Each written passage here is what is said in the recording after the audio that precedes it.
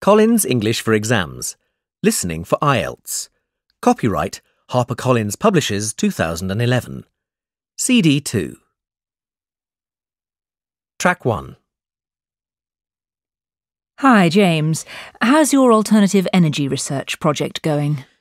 To be honest, I'm a bit confused about how to do the research for all the different energy types. Well, the first thing you do is to make sure you focus your question, otherwise you'll have too much to read and you won't be able to select the key arguments. So how do I do that?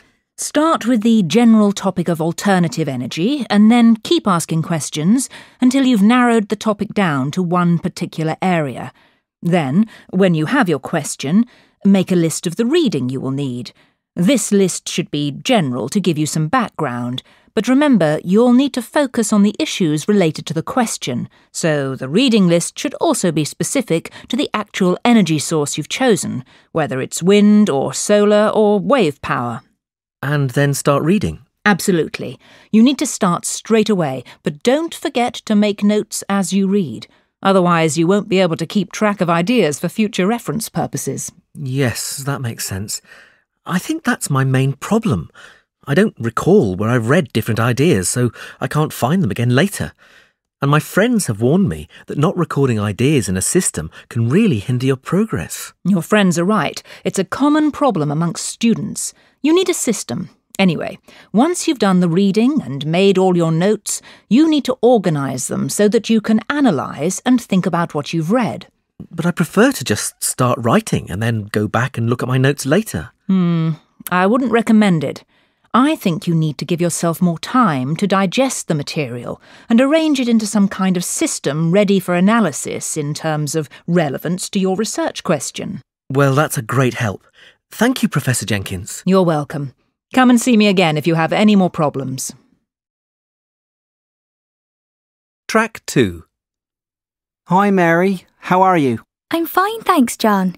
How's your essay going? Not so good, actually. Would you be able to help me with it? Of course. What do you want to know? Well, just the type of information you're going to write about.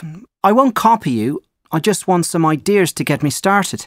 Well, Mr. Jones advised us to focus on just 2 or 3 forms of non-traditional energy for our evaluation.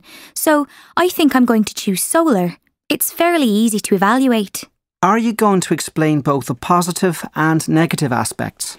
Well, Mr. Jones warned us not to get too involved in the ethical aspects of the topic, so I'm going to structure my essay by using the advantages and disadvantages of each energy form. That's why I also want to talk about biofuels. I think there are more disadvantages. Oh, I see what you're doing. Using the negative points of one to highlight the positive points of the other. That's a smart idea. And what about the third energy source? I was having difficulty choosing between nuclear and wind because they're both problematic, but I've decided to do nuclear for my presentation instead. Thanks, Mary. Chatting to you has helped me think a bit more clearly about my essay. That's fine. Good luck with it. Track 3. Hi there, guys. Nice to see you. And you. So, are we going to finalise what we're doing for the environmental science presentation today? I hope so. The presentation is next week. Actually, I wanted to talk to you about this because I think we need to take out some of the information we're including. Oh, really? Like what, Shirley? Well, I'd like to suggest taking out the background details.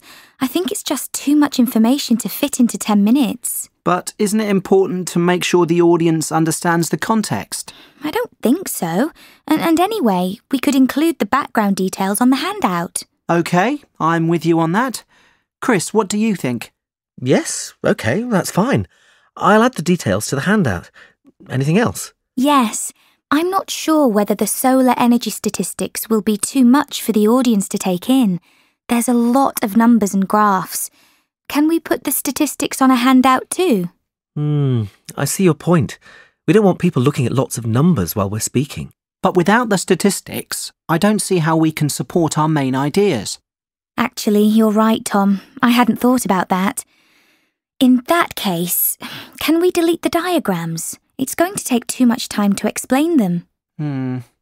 Let's think about that a bit more. If we have to choose between taking out the statistics or the diagrams, I think we should opt for the diagrams. They're less crucial to the presentation. What do you both think? I think it's going to work much better than the original plan we had. Absolutely. We won't have to worry about talking for longer than 15 minutes if we remove the diagrams and focus on the main ideas and statistics. Shall we all meet again tomorrow to finalise the details? Track 4. Hi everyone. Sorry I'm late. Don't worry, Hannah. We've only just started. We thought we should go over the theories we've studied so far, so we're ready for the seminar discussion on Thursday afternoon. Of course, you're right. I don't think I can remember all the theories related to consumer energy consumption. No, Hannah. That's the reading for Friday's lecture. Thursday's seminar discussion is about the current thinking on alternative energy. Oh, yes. Sorry, I'm a bit disorganised at the moment. Never mind. So, Mike, what do you think about the academics' point of view on nuclear energy? Well, I think I have to agree with them on price being a factor for choosing nuclear in the long term. Me too. It's definitely the most cost-effective measure. Don't you agree, Hannah? To start with, I didn't, but the text Professor Edwards gave us persuaded me.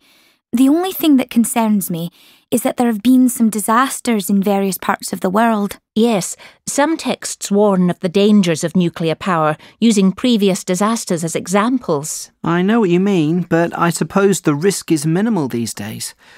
What do you think about wind and solar energy in terms of the price in relation to the advantages? For me, they're just not worth it. Both are expensive, and it's difficult to predict the amount of energy each one will produce. You know, Mike, I'm afraid I don't share your opinion. This text here talks about the likelihood of improved technology increasing the amount of energy and reducing the costs in the future. Yes, but that's not enough proof to be sure of the relationship between the costs and the benefits. Exactly. The evidence seems incomplete to me. Well, that's something we can follow up on with the rest of the group in the seminar on Thursday. Track 5. Section 3. You will hear students and a tutor discussing an energy project. First, you will have 20 seconds to look at questions 1 to 7. Now listen carefully and answer questions 1 to 7. Good morning, Phil. Jackie. I hope your project is going well. Good morning, Mr. Jackson. Hi, Mr. Jackson. Well, we've made a start on analysing the different forms of renewable energy, but unfortunately, we don't really agree on some points. Okay, why don't we talk about it? Well, Jackie believes that all forms of renewable energy are beneficial economically, whereas I doubt that that's true for all of them. Such as? Such as wind, wave and solar energy, because they're less reliable. That's a valid point, but I don't think that's a large enough factor to disregard it completely. Exactly. That's what I said. However, another drawback is that they're generally very expensive to produce. Yes, you're right. And that is a concern when evaluating their usefulness in future. I agree with you to a point, but it's likely that the cost will come down. I read a report in the Journal of Environmental Science that estimates the cost would fall by 20% over the next 10 years, which is significant, isn't it? Absolutely, Jackie. But you need to think about how difficult it is to predict the future cost of non-traditional energy sources before you believe the report. Remember, in your project, I want to see evidence of critical analysis. Make sure you've analysed all the information rather than just accepting the information that you agree with. Also, it's very important that you demonstrate wide reading around the subject. I know. It's just that I'm not convinced that it's going to continue to be that expensive, especially if there's a demand from consumers. Well, what about if we analyse the costing process as part of our project? That's an excellent idea, Phil. Okay, so let's imagine that we want to forecast the cost of producing solar energy. How could we do that, Jackie? Well, I think we'd have to start by working out how many hours of daylight there are in the UK per year. The Meteorological Office would have data on that. Then estimate the number of hours of sun to get a rough total. And then I suppose we'd need to work out how much it would cost to supply the average home with solar power, and then extrapolate that to get a number for the whole country. Good. And don't forget the price of power conversion stations. This will have a significant impact on overall expenditure. And there's one more factor you haven't taken into account yet regarding the consumers. Whether they would change from traditional to renewable energy? No, but think about what might make them change. Oh, yes. How much they would be willing to pay.